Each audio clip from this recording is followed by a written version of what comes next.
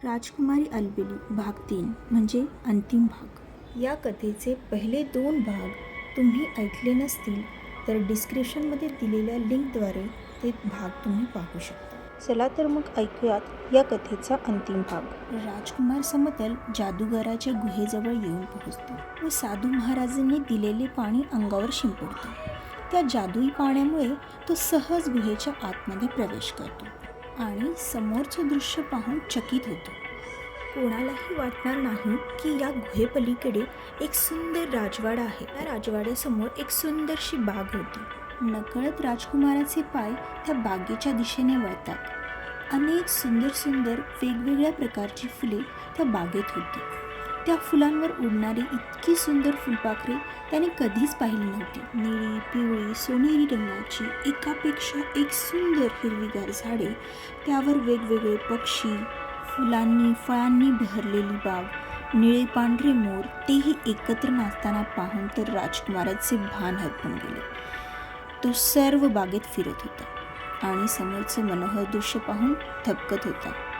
काय पाहावे आणि काय नाही हेच त्याला कळत नव्हते. जगातले सारे सुंदर प्राणी त्या बागेत होते, पण सगळे जसे जादूच्या प्रभावाखाली, सगळे आपापल्यात व्यस्त. कोणी कोणाला इजा करत नव्हते की कोणाकडे लक्ष देत नव्हते. राजकुमार समतल तर त्या बागेत इतका हरवून गेला होता की आपण इथे कशासाठी आलो आहेत याचा त्याला थोडा वेळ विसरच पडला होता. फिरता फिरता त्याला बागेत एक सुंदर तळे दिसले. तसं त्याला साधू महाराजांचे शब्द आठवले की तळ्यातल्या पाण्यात जादूगार बुडाला की त्याचं खरं रूप येईल व त्याची जादू कायमची बंद होईल. राजकुमाराला वाटलं हेच ते तळे असावे. तो थोडा खाली वाकला, तळ्यात डोकावून पाहू लागला. पण ते तळे खूपच सुंदर होते. त्यात कमळाची सुंदर फुले डोलत होती. रंगबेरंगी मासे पोहत होते. तसा त्यातून एक मासा उसळी मारून वरती आला व राजकुमाराला म्हणाला, राजकुमार, तुम्ही विचार करता ते तळे हे नाही, ते तर राजवाड्याच्या मध्यभागी आहे. कृपा करून तुम्ही त्या जादूगाराच्या जादूचा प्रभाव नष्ट करा व आम्हालाही मुक्त करा. राजकुमार त्या माशाला काही विचारणार इतक्यात तो मासा पुन्हा तळ्यात दिसेनासा झाला. राजकुमार समतल बागेतून बाहेर पडला व राजवाड्यात पोहोचला. तो आता अलबेलीला शोधू लागला. राजकुमार समतल अलबेलीला राजवाड्यात शोधू लागतो. तो जेव्हा पहिल्या दालनात प्रवेश करतो तेव्हा त्याला त्या दालनात अनेक प्रकारचे हिरे, मोती, माणिक, पाचू, सोन्याच्या मोहरा, दागिने असं सर्वत्र पसरलेलं दिसतं. खरंच कसा आहे हा जादूगार? जगातलं सगळं सुंदर याच्याकडेच आहे, पण तो इतका दृष्ट आहे, त्याला त्याची शिक्षा मिळायलाच हवी. राजकुमार पुढच्या दालनात जातो तर तिथे अनेक सुंदर सुंदर मुली असतात. प्रत्येकजण कोणत्या ना कोणत्या राज्याची राजकुमारी, पण सगळ्या बंदिवान. राजकुमाराला त्यांची खूप दया येते. तो त्यांना तिथून सोडवण्याचं वचन देतो. पण त्या सर्व राजकुमारींमध्ये त्याला अलबेली कुठेच दिसत नाही. पुन्हा तो तिला शोधू लागतो. तेव्हा ती त्याला दिसते, एका पलंगावर बसलेली. राजकुमार समतल तर आजपर्यंत तिला फक्त स्वप्नात पाहत आलेला असतो. त्याची स्वप्नसुंदरी आज त्याच्या समोर असते. तो तिला एकटक पाहत उभा असतो. तो त्याच्याच विचारात असतो की आलूचं लक्ष त्याच्याकडे जातं आणि ती घाबरून बोलते, कृपा करा, मला माझ्या बाबांकडे जायचं आहे, मला जाऊ द्या. तुमचं काहीतरी गैरसमज झाला आहे, मी राजकुमारी नाही, माझे बाबा शेतकरी आहेत, मला जाऊ द्या. असं बोलून ती पुन्हा रडू लागते. तिच्या बोलण्याने आणि रडण्याने राजकुमार भानावर येतो. तिच्या जवळ जात तो तिला समजावण्याचा प्रयत्न करू लागतो. घाबरू नका राजकुमारी, मी तुम्हाला इथून सोडवण्यासाठीच आलो आहे. मला तुमचे महाराज चित्रसेनने पाठवले आहे. मी राजकुमार समतल, तुमच्या शेजारील राज्याचा राजकुमार आहे. राजकुमाराचं बोलणे ऐकून आलूला धीर येतो. पण मी राजकुमारी नाही आणि माझे बाबा शेतकरी आहेत असं ती त्याला सांगते. तेव्हा राजकुमार आलूला पूर्ण हकीकत सांगतो. राजकुमार समतल तिला सांगतो की जादूगार खूप दृष्ट आहे आणि जर आपल्याला व येथील सर्वांना इथून बाहेर पडायचं असेल तर आलूनेही त्याला मदत करायला हवी. आलू राजकुमाराला मदत करण्याचं कबूल करते. राजकुमार तिला सांगतो की तिने जादूगारासोबत लग्न करायला तयार व्हायचं, पण त्याला एक अट घालायची की राजवाड्याच्या मध्यभागी असलेल्या तळ्याजवळच लग्न करायचं.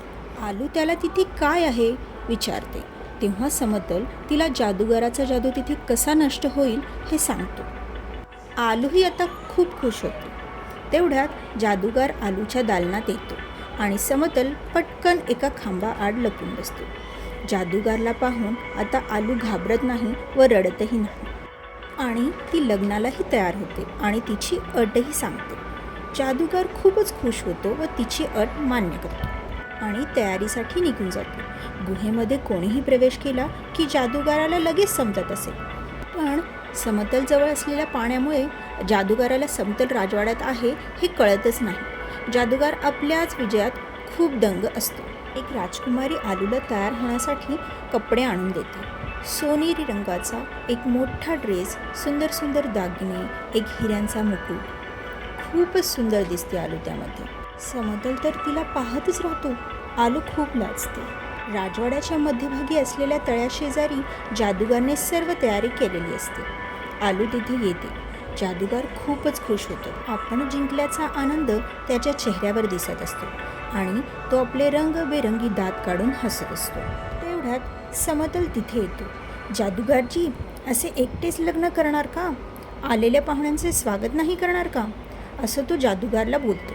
जादूगारला कळतच नाही हा राजवाड्यात आला कसा आणि आपल्याला समजलं कसं नाही. तो खूपच रागात येतो व त्याच्यावर आपल्या जादूने वार करतो. तेवढ्यात समतल त्याच्या कमरेला असलेली ती सोनेरी तलवार काढतो व समोर धरतो. त्या तलवारीपुढे जादूगाराची जादू चालत नाही. हे पाहून जादूगार खूपच चिडून नवनवीन जादूने समतलला कैद करण्याचा प्रयत्न करत असतो आणि समतल ही त्याची जादू दरवेळी नाकाम करत त्याला तळ्याकडे आणण्याचा प्रयत्न करत असतो. नेमका जादूगार त्या तळ्याजवळ येतो आणि समतलच्या हातातली तलवार खाली पडते आणि त्याच वेळी जादूगार आपल्या छडीने समतलवर वार करणार तितक्यात आलू त्याला जोराचा धक्का देऊन तळ्यात पाडते. जादूगारला काही कळायच्या आतच तो तळ्यात पडतो. तसं जादूगारची सारी जादू नष्ट होते.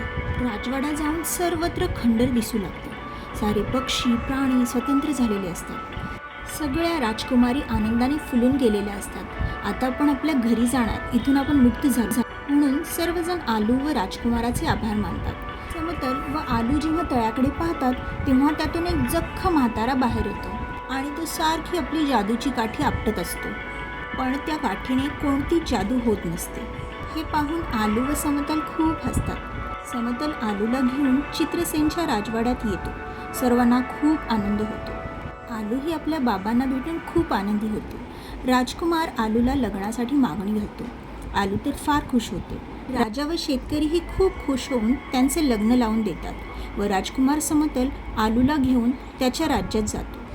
वाटेत ते दोघेही साधू महाराजांना भेटतात, त्यांचा आशीर्वाद घेतात. समतल आज खूप खुश असतो. त्याची स्वप्नपरी त्याला भेटलेली असते. कथा कशी वाटली हे नक्की कळवा. धन्यवाद.